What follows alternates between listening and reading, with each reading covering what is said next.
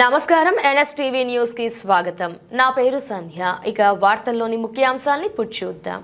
Doctor BR Ambedkar 135వ జయంతిని పురస్కరించుకొని ముంగరమడుగు గ్రామంలోని అంబేద్కర్ స్మృతి వనం వద్ద అంబేద్కర్ జయంతి వేడుకలు అధ్యక్షుడు రాజశేఖర్ అధ్యక్షతన జరిగింది.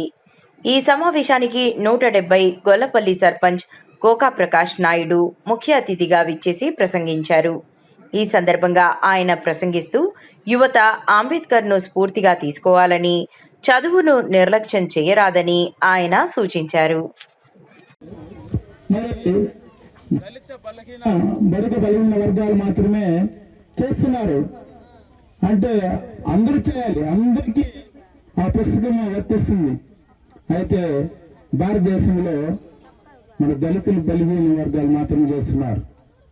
ఇంకా చెప్పాలంటే మన భారత రత్న భీమరావు అంబేద్కర్ గారు ఈయన వదిలేసి నెహ్రూ, గాంధీ వీళ్ళంతా కూడా ప్రపంచ దేశాలను వెతికారు రాజ్యాంగం రాయడానికి. ఎక్కడ ప్రపంచ దేశాలంతా వెతికినప్పుడు వారంతా పరిశీలించి మేమా భారత రాజ్యాంగం రాసేది, వాళ్ళు అట్లే వండర్ అయిపోయినారు. తెలుసు ఎందుకు అంటున్నాము అంటే భారతదేశానికి స్వాతంత్రం రాక ముందు పరిస్థితులు, స్వాతంత్రం వచ్చిన తర్వాత ఎలా ఉండాలనేటువంటి అనేక విషయాల గురించి ఆయన చాలా క్షుణ్ణంగా పరిశీలించి, ఆయన వ్యక్తిగతంగా పరిశీలించడమే కాదు వ్యక్తిగత అనుభవాలను దృష్టిలో తీసుకుని భారతదేశంలో అనేక మంది ప్రజలు ఇబ్బంది పడుతున్నారన్నటువంటిది గుర్తించి వారందరూ భవిష్యత్తులో బాగుపడాలనేటువంటి ఉద్దేశంతో అందరినీ దృష్టిలో పెట్టుకుని ఆయన ఒక మహత్తరమైనటువంటి రాజ్యాంగాన్ని రచించారు అని మనందరికీ తెలుసు. ఆయన చేతిలో ఉన్నటువంటి పుస్తకం కేవలం అది ఒక పుస్తకం కాదు, మన భారతదేశం యొక్క ఒక పవిత్రమైనటువంటి గ్రంథంగా మనం భావించవచ్చు. ఆ యొక్క గ్రంథాన్ని దృష్టిలో పెట్టుకునే భారతదేశంలో ఉన్నటువంటి పాలకులు సైతం, ప్రజలు సైతం ఈనాటికి చాలా సంతోషంగా జీవిస్తున్నారు అనేటువంటిది అక్షర సత్యం. అంబేద్కర్ గారు కానీ ఆ చెమరు పెట్టి అక్కడ కొంతమంది చేర్చి ఎవరో ఉంటారు. అప్పట్లో కూడా ఏదో 10 మందికి మనం ఏదో మనకు తెలిసిన విద్య నేర్పించాలా అనే ఉద్దేశంతో వాళ్ళ దగ్గరికి వెళ్ళి చదువుకున్నాడు అతను. ఆ విధంగా ప్రతి వీధి బడుల్లో చదివి ఒక స్థాయికి వచ్చేసరికి ఆయన డిగ్రీ చేసేదానికి ఆయనకి ఆర్థికంగా లోపిస్తాడు. ఎందుకంటే అప్పటికే వాళ్ళ ఆయన చిన్న వయసులోనే చనిపోయినాడు. ఇతను చిన్న వయసులో ఉండగానే ఇతను 16 సంతానం, ఇతను 14వ సంతానం, చిన్నవాడు ఇతను. దాన్ని బట్టి ఆలోచించండి వాళ్ళ ఆర్థికం ఎంత క్షీణించుంటారు. ఆ కాలంలో అంటే మనకు తెలిసి మన వయసులో మన చిన్నపిల్లప్పుడే మనకు తినేదానికి తిండిలోకి ఎన్నో ఇబ్బంది పడినాం. అంటే దానికంటే 100 సంవత్సరాల క్రితం ఎటుంటారో ఒకసారి ఆలోచించండి. అట్లా ఆయన ఎన్నో ఇబ్బందులు పడి బయట దేశాల్లో కూడా పోయి చదివినాడు.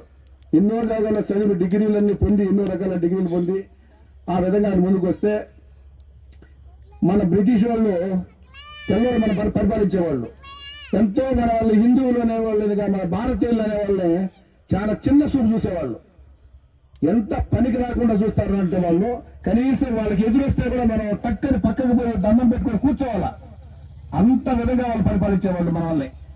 అట్టా సమయంలో ఈ భారతీయులు అనేవాళ్ళు బాగుండాలనే ఉద్దేశంతో ఈయన దాని పట్టుదలతో ఆయనకి ఎన్నో అవమానాలు ఎదురైనా ఆయన చదివి ఎంతో ముందుకెళ్ళి ఆయన ఆ రోజు దీన్ని సాధించాలనే ఉద్దేశంతో మనకు ఎప్పుడైతే మనకు స్వతంత్రం వచ్చిన తర్వాత ఈ భారత రాజ్యాంగాన్ని ఏర్పాటు చేయాలంటే కూడా దాన్ని ఏ విధంగా ఏర్పాటు చేయాలంటే ఇంత చదువుకున్న వ్యక్తి ఈ భారతదేశంలో లేడప్పుడు.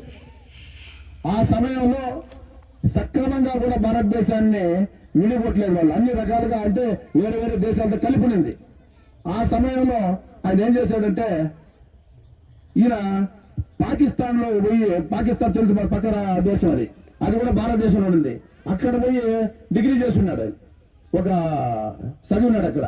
ఆ పట్టా పొందుంటే ఈ కమిటీకి వేసేటప్పుడు దాదాపు ఎవరు చదివినారు అంటే అన్ని డిగ్రీలు పొందిండే అతని వ్యక్తి ఒక భారతదేశంలో ఇతను ఒకడే. అతన్ని తీసుకోవాలంటే అప్పటికి ఇది పాకిస్తాన్ సపరేట్ దేశం చేసేస్తారు. అక్కడ పట్టా పొందిన వ్యక్తికి ఇక్కడ హక్కు లేదు అని ఆయన చెప్తే ఇట్లా కాదనే ఉద్దేశంతో మళ్ళా దాన్ని ఇంకో రకంగా ఇంకో జాగాలో చదివాడు, మన భారతదేశంలో చదివి మళ్ళా దాన్ని వాళ్ళకి ఏదైతే కావాలో ఆ పట్టాన్ని సాధించినాడు. అంత పట్టుదల ఉండదు ఆయనకి. ఆ విధంగా జరుగుతూ ఉంటే కొద్ది రోజుల తర్వాత మళ్ళా నేను ఇక్కడే చదువుకున్నాను, నేను ఇక్కడ నేను రాజ్యాంగాన్ని రచిస్తాను, నాకు అంత తెలివి ఉంది, నాకు అంత శక్తి ఉంది అంటే వాళ్ళు ఉండుకొని మన కమిటీ వాళ్ళు ఇతను రానికూడదు అనేటువంటి చిన్న చూపు మన భారతీయుల్లో కూడా. కానీ మనం పోయి మనం రచించాలా, మన ప్రజలంతా బాగుండాలా, మన కష్టపడే కష్టం ఎవరు చూడకూడదు, అందరికీ స్వతంత్రంగా బతకాలంటే వాళ్ళ హక్కులు వాళ్ళు కల్పించాలంటే మన రాజ్యాంగాన్ని నిర్మించాలంటే మనం పోవాలంటే పట్టుదలతో ఆయన మళ్ళా ముందుకు పోయినాడు. ముందుకు పోతే మళ్ళా కమిటీ వేయమన్నారు. కమిటీ వేస్తే ఆ కమిటీలో వస్తే మళ్ళా ఒక ఆంక్షలు విధించారు దానికి. అంటే రాజ్యసభ సభ్యుడిగానే ఉండాలా, లేదా ఒక ఎంపీగానే ఉండాలా, అటువంటి వాళ్ళు ఈ కమిటీకి వెళ్ళాలని చెప్పినారు. అప్పుడు మళ్ళా కమిటీ ఫెయిల్ అయిపోయింది. మళ్ళీ ఇంకో తోడి మళ్ళా రాజ్యసభ సభ్యత్వానికి అంటే ఉంటారు కదా ఎవరో వాళ్ళకి మనకి ఇతను మంచి వ్యక్తి, ఇతను బాగా చదువుకున్నాడనే ఉద్దేశంతో మళ్ళీ వాళ్ళు రాజ్యసభ వ్యక్తిగా అంటే ఎంపీగా ఎన్నుకోబడింది. న్యాయశాఖ మినిస్టర్గా కూడా ఇచ్చినారు ఆయనకి, మన భారతదేశానికి. ఇచ్చిన తర్వాత మూడో తూరి ఆయన్ని ఎన్నుకుంటే దాంట్లో కమిటీని 11 మంది 12 మంది ఎంతో మంది వేసినారు. వాళ్ళని వేస్తే ఈ కమిటీని ఏ విధంగా మనం దీన్ని రూపొందించాలా, ఏ విధంగా మన భారత రాజ్యాంగాన్ని మనం నిర్మించుకుంటే మనం ఏ విధంగా మన ప్రజలంతా బాగుంటారనే ఉద్దేశంతో ఆ కాలంలో ఒక కమిటీ వేస్తే ఆ కమిటీ కోసం అప్పటికే అదే రాజశేఖర్ చెప్పిన